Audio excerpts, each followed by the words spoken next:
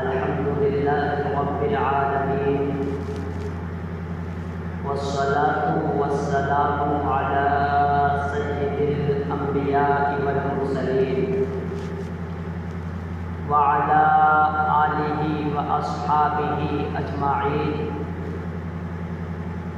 أما بعد فأعوذ بالله من الشيطان الرجيم بسم الله الرحمن الرحيم قل لا أسألكم عليه أجرا إلا المودة في القربى صدق الله العظيم وصدق رسوله النبي الأمين المتين المبين المبين الكريم ونحن على ذلك لمن الشاهدين والشاكرين والحمد لله رب العالمين۔ یا خدا بہر جناب مصطفیٰ امداد کن، یا رسول اللہ از بہر خدا امداد کن، یا نبی نور سے آنکھیں ہماری بینا کر دو، اپنے جلووں سے منور ہمارا سینہ کر دو۔ یا شفیع المذنبین یا رحمۃ للعالمین یا امان الخائفین یا ملتجا امداد کن، یا شہید کربلا یا دافع کرب و بلا غل رقا شہزادہ غلم و قبا امداد کن۔ پاسبان اہل سنت اے شہ احمد رضا رحم کن بر حال مائے بخدا امداد کن۔ یا رسول اللہ جو شے تیری نگاہ سے گزرے درود پڑھ، یا رسول اللہ جو شے تیری نگاہ سے گزرے درود پڑھ، ہر جز بگل ہے مظہر انوار مصطفیٰ، اور اپنی لحد میں لائیں گے تشریف مصطفیٰ، کہ اپنی قبر میں لائیں گے تشریف مصطفیٰ، عادت بنا رہے ہیں درود و سلام کی۔ درود و سلام پڑھیے صلی اللہ علیہ النبی الامی و آلہ صلی اللہ علیہ وسلم۔ صلاۃ و سلاما علیک یا رسول اللہ صلی اللہ تعالی علیہ وسلم۔ حضرات محترم، قابل تعریف ہیں اس کمیٹی کے وہ لوگ اور وہ حضرات جن کی کوششیں قابل سے رہی اور اس حسین پاک کے نام سے اس محفل کا انعقاد کیا، اور آپ لوگوں کو بھی مبارکباد ہے کہ آپ لوگ حسین کی اس محفل کے اندر جلوہ گر ہوئے۔ دیکھیں آپ کہ گنگا پور کی سرزمین پر اتنے ہی لوگ تو نہیں رہتے ہوں گے، ماشاءاللہ مسلمانوں کی تعداد یہاں پر کافی ہے، پہلے بھی آ چکا ہوں، کئی مرتبہ گنگا پور میں آیا ہوں، لیکن آج پتہ چلا ہے کہ اس بستی کے لوگوں کو دین سے کتنی دوری ہے۔ دنیاوی کاموں سے محبت ہے، لگن ہے، لیکن دین سے اتنی دوری ہے۔ سوچنا چاہیے کہ جس نبی کے نواسے نے ہم تلک اس دین رسول کو پہنچایا، شریعت رسول کو پہنچایا، انسان کو جینے کا طریقہ سکھایا، بڑوں سے کس طریقے سے پیش آنا ہے، چھوٹوں پر کس طریقے سے شفقت کرنا ہے یہ بتایا، پھر بھی اسی حسین کی محفل سجائی جائے پھر بھی نہیں آئے، بڑی شرم کی بات ہے۔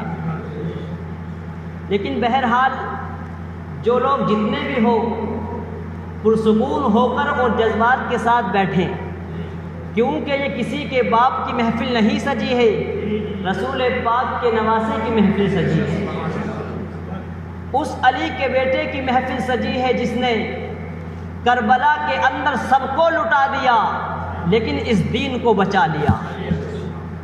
اور آپ حضرات نے بیٹھے یہاں پر تو دیکھیں سبحان اللہ اور الحمدللہ کہتے رہے۔ میں آپ کو ایک حدیث پاک بتلاتا ہوں، پھر میں اپنے موضوع کی طرف چلتا ہوں۔ اللہ کے رسول صلی اللہ علیہ وسلم کی بارگاہ میں کچھ صحابی آئے جو نہایت غریب تھے، مالی حالت سے، جن کے پاس نہ تو پیسہ تھا، نہ اچھا مکان تھا، نہ اچھا لباس تھا۔ آقا کی بارگاہ میں عرض کرتے ہیں، یا رسول اللہ،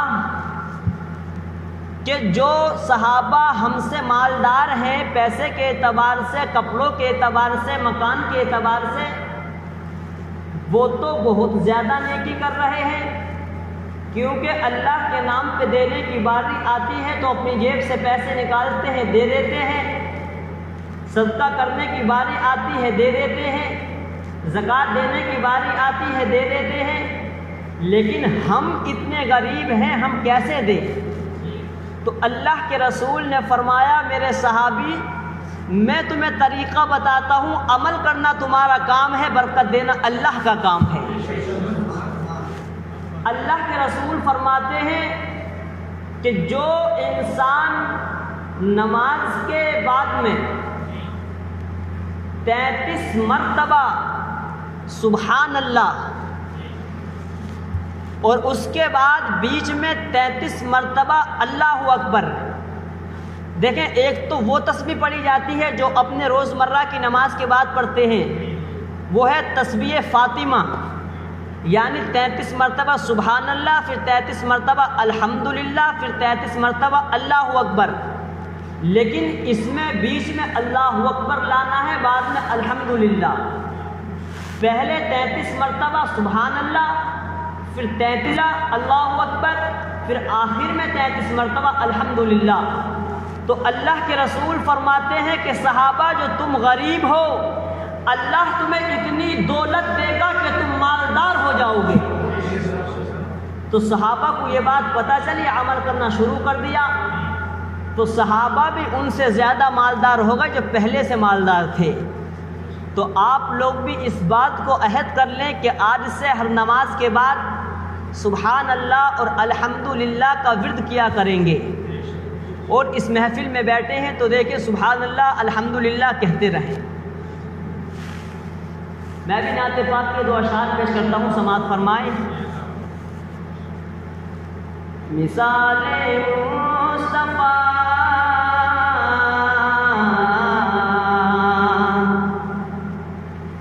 کہ مثال مصطفیٰ دنیا میں کوئی کیسے لائے گا، مثال مصطفیٰ دنیا میں کوئی کیسے لائے گا، مثال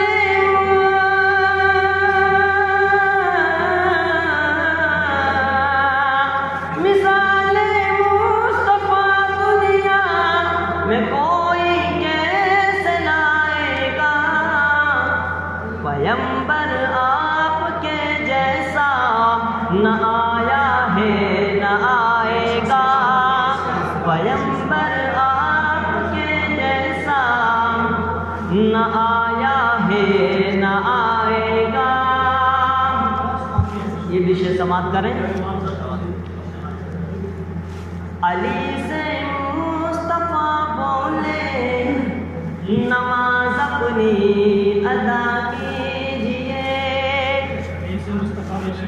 جب حضرت علی کی نماز چھوٹ گئی تھی، حضور نبی اکرم صلی اللہ علیہ وسلم اپنے سر اقدس کو حضرت علی کی جانگ پر رکھ کر سو رہے تھے۔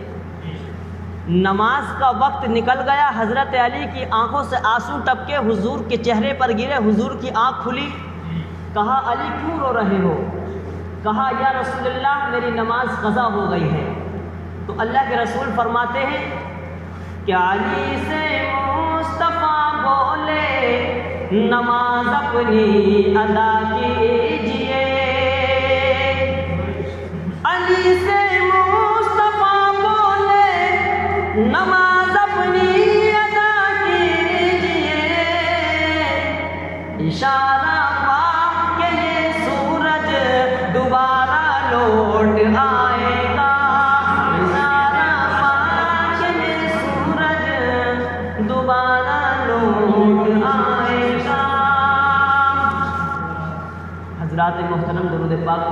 اللہ علی النبی الأمی وآلہ صلی اللہ علیہ وسلم صلاۃ و سلام علیک یا رسول اللہ صلی اللہ علیہ وسلم۔ آپ کو آواز سمجھ میں آ رہی ہے نا؟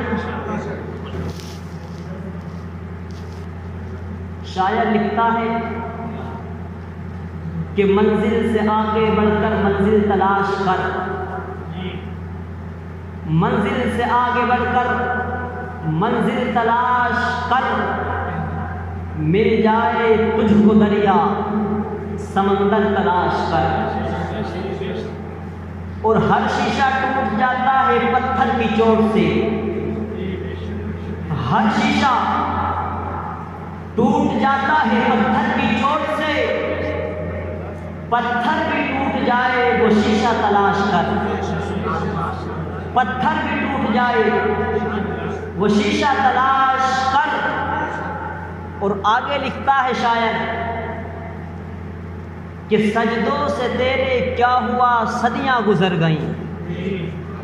آپ حضرات خود دیکھیں کہ جو لوگ 5 وقت کی نماز پڑھتے ہیں، باقاعدہ مسجد میں 5 وقت آتے ہیں، لیکن حالت نہیں بدل رہی، جھوٹ بول رہے ہیں، جواری کھیل رہے ہیں، اپنے ماں باپ کی نافرمانی کر رہے ہیں، 5 وقت کی نماز پڑھنے کے بعد بھی۔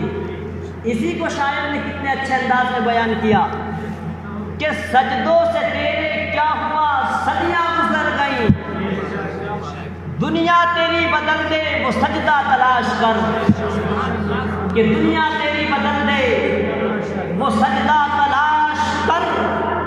اور آگے شاعر لکھتا ہے کہ ایمان لٹ گیا تیرا رہزن کے ہاتھوں سے، ایمان تیرا لٹ گیا رہزن کے ہاتھوں سے، ایمان تیرا بچا لے وہ رہبر تلاش کر۔ اور آگے شاعر لکھتا ہے کہ سوچئے اپنی خطا اور سوچتے رہ جائیے، سوچئے اپنی خطا اور سوچتے رہ جائیے، اور سوچئے مصطفیٰ کی عطا اور سوچتے رہ جائیے۔ موم کے مانند پتھر آپ کے زیر قدم یا رسول اللہ۔ مانند یہ ایک فارسی کا لفظ ہے جس کا معنی آتا ہے طرح، جیسے بولتے ہیں نا اپنے یہ میری چیز اس انسان کی چیز کی طرح ہے۔ تو کیا فرمایا کہ موم کے مانند پتھر آپ کے زیر قدم۔ اچھا آپ یہ بتائیں کہ کبھی آپ نے پتھر کو پگھلتے ہوئے دیکھا ہے؟ حقیقتاً بتائیں، دیکھا ہے پگھلتے ہوئے؟ نہیں دیکھا ہوگا۔ کیوں؟ کیونکہ پتھر کا کام پگھلنا نہیں، پتھر کا کام تو چٹکنا ہے، پتھر کا کام ٹوٹ جانا ہے، پتھر کا کام ٹکڑے ٹکڑے ہو جانا ہے۔ لیکن جس پتھر پر قدم رسول پاک رکھ دے تو وہ پتھر نہ ٹوٹتا ہے نہ وہ پتھر چٹکتا ہے، بلکہ قدم رسول کے پھلنے کی وجہ سے وہ پتھر موم کی طرح پگھلنے لگتا ہے۔ اسی کے بارے میں شاعر لکھتا ہے کہ موم کے مانند پتھر یا رسول اللہ آپ کے زیر قدم سوچ یہ تلوا ہے کیا، اور سوچتے رہ جائیے کہ سوچ یہ تلوا ہے کیا۔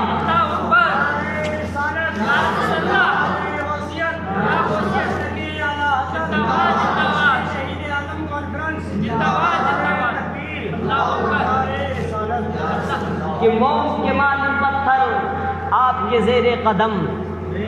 آگے لکھا کہ غوث کے گھر چور آیا گیا بن کر ولی۔ آپ نے بھی سنا ہوگا کہ غوث اعظم کے گھر چور آتے ہیں تو غوث اعظم انہیں ولی بنا دیتے تھے۔ تو لکھا کہ غوث کے گھر چور آیا گیا بن کر ولی۔ اب آپ یہ مت سوچنا کہ چور ولی کیسے بن گیا، کیونکہ اللہ تبارک و تعالیٰ نے اپنے ولیوں کو وہ تاثیر دی ہے کہ جسے چاہیں وہ بنا سکتے ہیں۔ کہ غوث کے گھر چور آیا گیا بن کر ولی، سوچ یہ کیسے بنا اور سوچتے رہ جائیے۔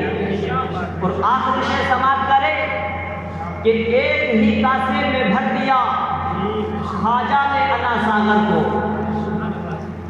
ایک ہی کاسے میں بھر دیا خواجہ نے انا ساگر کو۔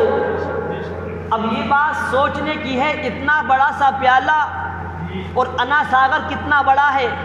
آپ لوگوں میں سے کسی نے بھی تو دیکھا ہوگا، بہت بڑا تالاب ہے اجمیر کی دھرتی پر، ایک ہی اتنے چھوٹے سے کاسے میں غریب نواز نے کیسے بھر دیا کہ غریب نواز میسج دینا چاہتے ہیں میں نے ایک چھوٹے سے کاسے کے اندر پورے انا ساگر کو کیسے بھر دیا۔ کبھی کہ میرے نانا جان جو کربلا کی سرزمین پر امام حسین تھے ان کے بارے میں غلط گمان مت کرنا کہ انہیں پانی نہیں ملا، پانی کو ترس گئے۔ ارے سوچو کہ جب حسین کے بیٹے کا بیٹا اجمیر کی دھرتی پر کھڑے ہو کر اپنی ایک آواز لگا دے تو چھوٹے سے پیالے کے اندر پورے انا ساگر کو سما سکتا ہے، تو کربلا کی سرزمین پر اگر میرا نانا حسین نبی کا نواسا حسین آواز لگا دیتا تو پوری نہر فرات سمٹ کر حسین کے قدموں میں آ جاتی، پوری نہر فرات سمٹ کر حسین کے قدموں میں آ جاتی۔ اس لیے کوئی یہ نہ سمجھے کہ کربلا کی سرزمین پر حسین کو پانی نہیں ملا۔ ارے جب حسین کے بیٹے کا بیٹا غریب نواز اجمیر کی دھرتی پہ کھڑے ہو کر ایک اشارے سے پورے تالاب کے پانی کو ایک پیالے میں بھر دیتا ہے، جب نواسے کا یہ عالم ہے تو پھر نانا کا کیا عالم ہے۔ اسی لیے شاعر لکھتا ہے کہ ایک ہی کاسے میں بھر دیا خواجہ نے انا ساگر کو، سوچ یہ کیسے بھرا اور سوچتے رہ جائیے۔ اور ایک اور شے سماعت فرمائے، کربلا کی طرف چلتا ہوں اب، کہ زنجیر ہلتی رہی در بولتا رہا، زنجیر ہلتی رہی در بولتا رہا، لوٹے تو ام ہانی کا گھر بولتا رہا۔ زنجیر ہلتی رہی در بولتا رہا، لوٹے تو ام ہانی کا گھر بولتا رہا۔ اور آئے گئے نبی جو سرے عرش بارگار، آئے گئے نبی جو سرے عرش بارگار، اما سدرا پہ جبریل کا پر بولتا رہا۔ اور اس کو بھی سماعت کریں تاکہ کربلا کا سفر آسان ہو جائے، کہ تھرا گئے یزید کے سر لشکر و سپاہ، تھرا گئے یزید کے سب لشکر و سپاہ۔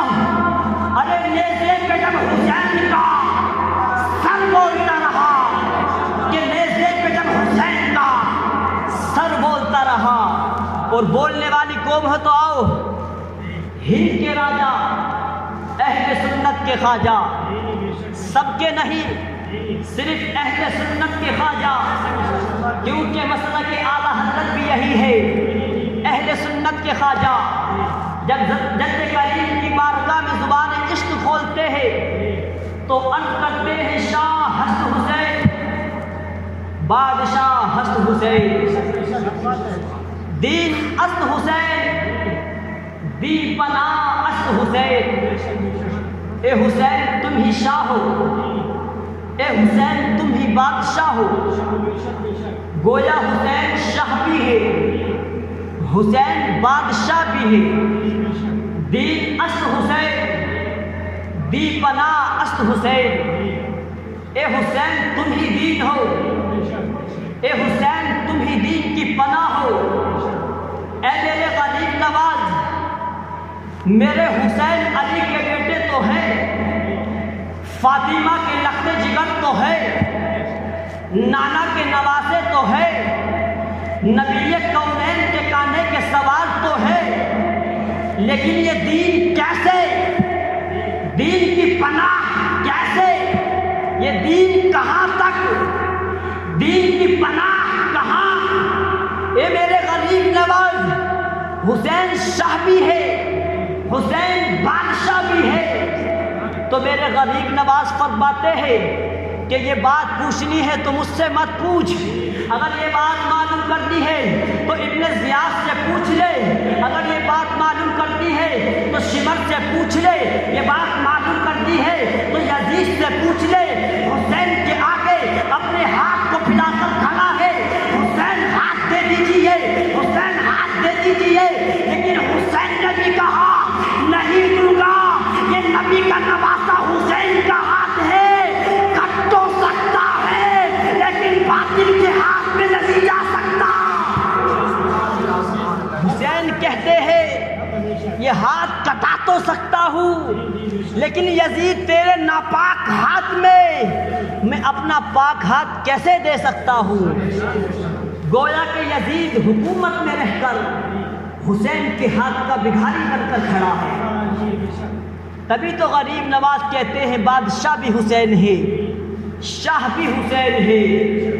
عرض کی اے میرے حسین، ہاتھ ہی کی تو بات ہے، دے دیجئے، نانا کا مدینے سے دور جانا نہیں پڑے گا، دے دیجئے، امی فاطمہ کی مزار سے دور ہونا نہیں پڑے گا، دے دیجئے، بابا علی کی تربت سے دور ہونا نہیں پڑے گا، دے دیجئے، کعبے کو چھوڑ کر جانا نہیں پڑے گا، دے دیجئے، صفا مروہ سے دور جانا نہیں پڑے گا، دے دیجئے، مکہ کو چھوڑ کر جانا نہیں پڑے گا، دے دیجئے۔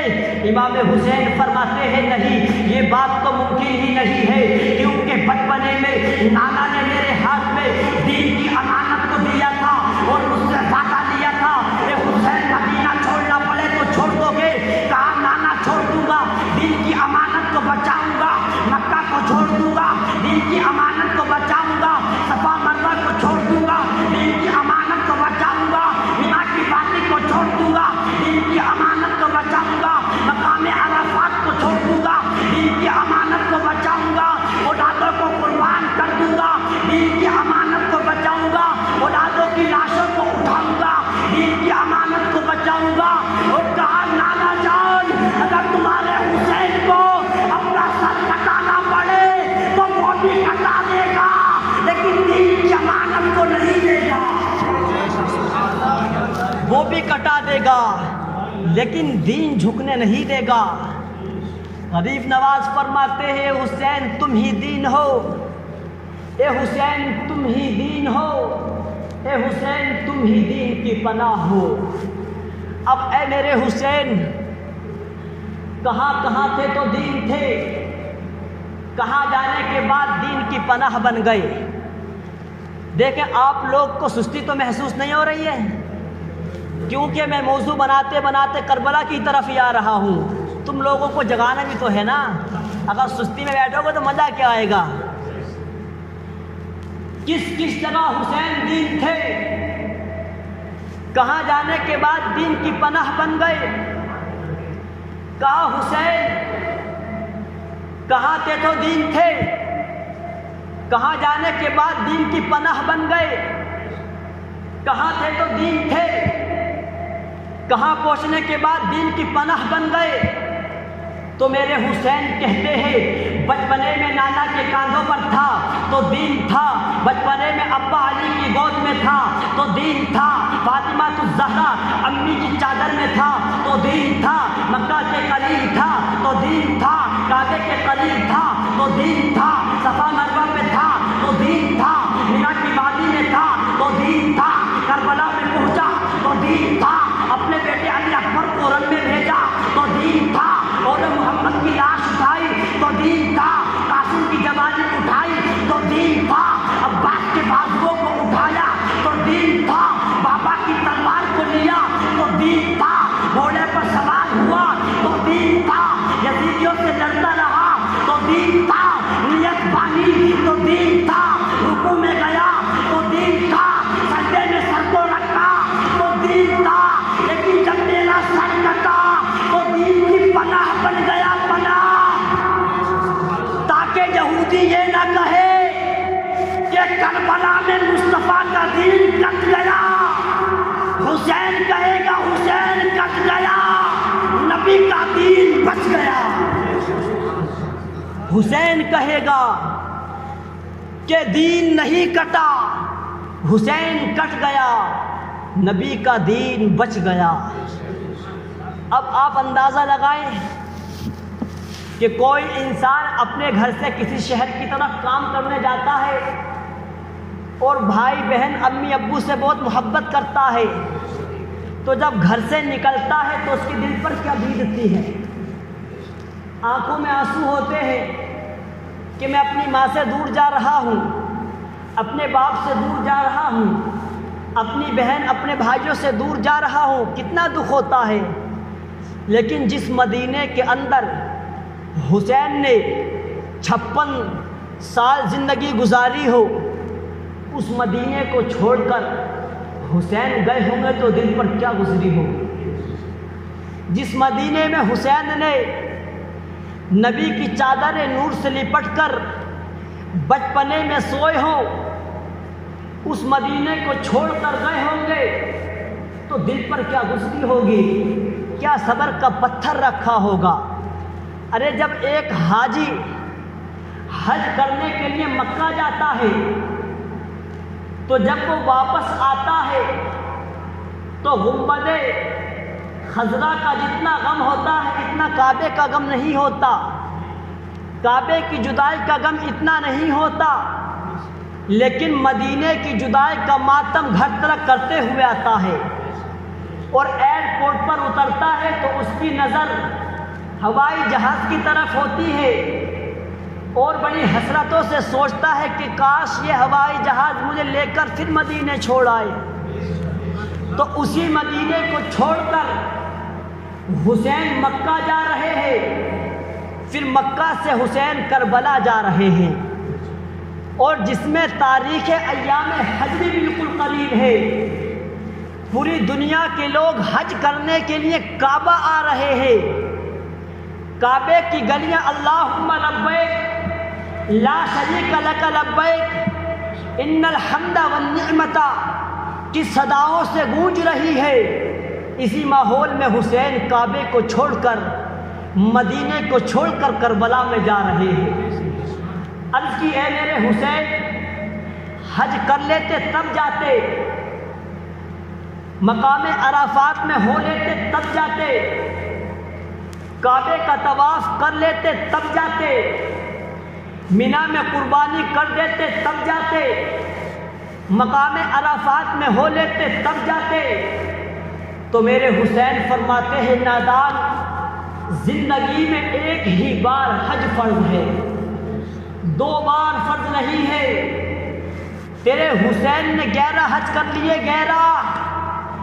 اسی وجہ سے جن لوگوں پر طواف کعبہ فرض ہے وہ پوری دنیا سے زیارت کعبہ کے لیے کعبے کی سرزمین پر آ رہے ہیں، اور حسین کو عظمت کعبہ بچانا ہے۔ حسین عظمت کعبہ بچانے کے لیے کعبے کو چھوڑ کر کربلا جا رہا ہے۔ یہ لوگ اپنا فرض مکے کی دھرتی پر آ کر ادا کریں گے اور حسین اپنا فرض کربلا کی زمین پر جا کر ادا کرے گا۔ تکبیر، نعرہ تکبیر، نعرہ رسالت، نعرہ رسالت، مسلک اعلیٰ حضرت، مسلک اعلیٰ حضرت، نعرہ تکبیر، نعرہ رسالت۔ حضرات محترم، کربلا کی تاریخ کو سننے کے لیے سب سے پہلے فضیلت امام حسین کا دماغ میں آنا ضروری ہے، اور اس سے بھی پہلے فضیلت صحابہ کا آنا ضروری ہے، اور فضیلت صحابہ سے پہلے فضیلت مصطفیٰ کا آنا ضروری ہے۔ بس ملاحظہ فرمائیں، مدینے کی سرزمین ہے، گود مصطفیٰ کی ہے، گود میں مصطفیٰ حسین کو لیے ہوئے ہیں، کبھی حسین کو چومتے ہیں، کبھی گالوں کو چوم رہے ہیں، کبھی بالوں کو چوم رہے ہیں۔ چومتے چومتے اچانک مصطفیٰ حسین کو سونگنے لگے، جیسے حسین کو سونگا، صحابہ نے عرض کی یا رسول اللہ حسین کو سونگ کیوں رہے ہو؟ کوئی بھی باپ اپنی اولاد سے کتنا ہی پیار کرے، وہ چومتا تو ہے لیکن سونگتا نہیں ہے۔ تو آقا فرماتے ہیں صحابہ تمہیں یہ فلسفہ معلوم نہیں ہے کہ میری بیٹی فاطمہ جنت کا پھول ہے اور میرا حسین اس پھول کی کلی ہے کہ جب میں حسین کو چومتا ہوں